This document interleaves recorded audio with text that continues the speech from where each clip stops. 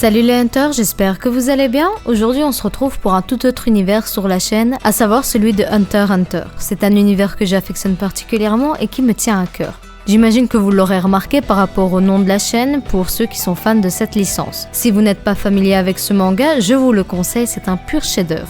Aujourd'hui, on n'est pas là pour parler du manga dans sa globalité et des raisons de son succès, ça fera l'objet d'une autre vidéo si vous le souhaitez. On va plutôt se concentrer sur le nen et son importance dans cet univers. Avant d'aller plus loin, je tiens à vous rappeler que je suis présente sur Insta et Twitter, donc n'hésitez pas à nous y rejoindre. Plus on est de fous et plus on rit. Sans plus tarder, let's go! Le nen, littéralement la force de l'esprit en français, est un principe qui peut être associé au chakra dans Naruto, au ki dans Dragon Ball ou encore au haki dans One Piece. Ces forces certaines se rejoignent malgré certaines différences. Chacun de ces univers exploite l'énergie d'une manière différente et Togashi a très bien exploité ce concept car il est très poussé. Et c'est là que je trouve que Hunter x Hunter a marqué les esprits. Le nen provient de l'énergie que l'on retrouve dans chaque être vivant. Cette énergie qui est de base scellée par les chokos peut être également utilisée spontanément, mais c'est très rare. Les chokos sont des points sur le corps d'où l'aura coule. Chaque être vivant a une aura en lui et en dégage un certain flux, mais il reste minime pour ne pas s'échapper entièrement et ainsi provoquer une perte totale de l'énergie vitale et donc provoquer la mort. Pour être donc un utilisateur de nen, il faut savoir contrôler le flux d'énergie et d'aura découlant du corps. Il faut tout de même avoir un potentiel pour apprendre et utiliser le nen rapidement, car l'apprentissage de cette faculté, si on peut appeler ça comme ça, est tout de même complexe, hormis pour les plus talentueux, comme ce fut le cas pour Gon ou encore pour Killua. Il y a deux méthodes pour développer le nen. Une qui consiste à une longue méditation qui permet de libérer l'aura, mais c'est un processus très lent. De l'autre côté, il y a l'ouverture des chokos par un utilisateur de nen. Il doit envoyer un certain afflux d'aura pour ouvrir les chokos de la personne d'en face et c'est ce qu'a fait Wing avec Gon et Killua. Cependant, cette méthode est considérée comme dangereuse car elle peut provoquer la mort ou la paralysie. Il y a les utilisateurs innés qui utilisent le nen de manière inconsciente. On retrouve par exemple Neo Nostrad qui utilise un nen de la spécialisation sans en être consciente, Zepaeru qui est capable de détecter l'aura des sculptures sans comprendre la raison, Komugi et encore Alucard Zoldyck. On reviendra plus tard sur les types de nen. Le nen est également étroitement lié aux émotions. Ce flux d'aura peut être projeté avec les émotions du propriétaire. Elle peut être déployée vers une autre personne avec de l'agressivité ou de la malveillance. Ça correspond à la soif de sang. Bien sûr, l'aura peut contenir du désir et de l'excitation, comme c'est le cas pour Hisoka qui en déploie souvent de manière intentionnelle. Un exemple qui pourrait illustrer mes propos concerne la scène où Gon et Killua sont arrivés au 200e étage de la tour céleste. Hisoka les a menacés avec son aura malveillante pour qu'ils n'aillent pas plus loin. Résultat des courses, Gon et Killua se sont sentis menacés et n'ont pas pu faire un pas en avant. Il y a 4 principes dans le nen qu'il faut exercer pour faciliter le flux de l'aura. On retrouve le ten, littéralement traduit par point, qui consiste à une concentration de l'esprit, une réflexion sur soi-même et le fait de savoir déterminer ses objectifs. On a également le zetsu, traduit par la langue, qui doit se mettre en pratique par les mots. On a le ren, traduit par le caractère, qui consiste à intensifier sa volonté, et le hatsu, traduit par la sortie, qui consiste à mettre de l'action. Ah ça va, j'ai voulu vous faire le même coup que Wing en vous enseignant un faux nen.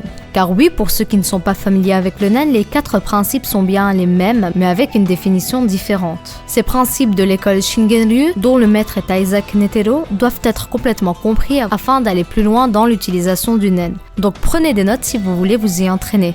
Le ten, le zetsu, le ren et le hatsu sont des techniques de base qui deviennent une seconde nature pour les utilisateurs de nen accomplis. Par exemple, le ten enveloppe régulièrement le corps d'un utilisateur de nen et ce, même pendant son sommeil. Passons aux réelles significations de ces principes. Le ten qui signifie enveloppe est le processus qui permet de garder les pores ouverts avec un flux d'aura qui enveloppe le corps sans s'en éloigner. Cet enveloppement d'aura permanent permet une certaine défense, par exemple, contre les attaques émotionnelles d'autres utilisateurs de nen, comme je vous l'ai expliqué plus tôt. Un exemple parlant serait la scène où Killua et Gon sont retournés au 200e étage après avoir ouvert leur choko et appris le ten en moins de 2 heures. Hisoka leur a projeté un flux de nen émotionnel, mais ils n'en ont pas été atteints grâce au ten enveloppant leur corps. Le zetsu, qui signifie supprimer, serait le principe contraire au ten. Celui-ci consiste à une suppression totale du flux d'aura en fermant tous les pores d'aura pour permettre de se cacher. C'est par exemple un principe que Gon utilisait inconsciemment depuis tout petit, car c'est un enfant de la forêt, ou encore ce fut le cas de Killua qui devait ne pas se faire remarquer lors de ses assassinats. Le seul problème avec le zetsu, c'est que l'utilisateur qui est en état de zetsu n'est plus protégé des attaques de nen, et même une faible attaque peut être mortelle. Le zetsu permet également de récupérer plus rapidement de la fatigue, mais ce principe principe doit être utilisé avec précaution. Une scène qui pourrait illustrer le Zetsu serait la filature de Gon sur Hisoka pendant l'examen des Hunters. Le Ren, qui signifie affiner, renforcer, est un dérivé du Ten. Alors que le Ten enveloppe le corps en petites couches, le Ren consiste à produire une grosse masse d'aura autour de soi. Le Ren est considéré comme purement offensif, il permet d'augmenter la force et la durabilité physique de l'utilisateur du Nen.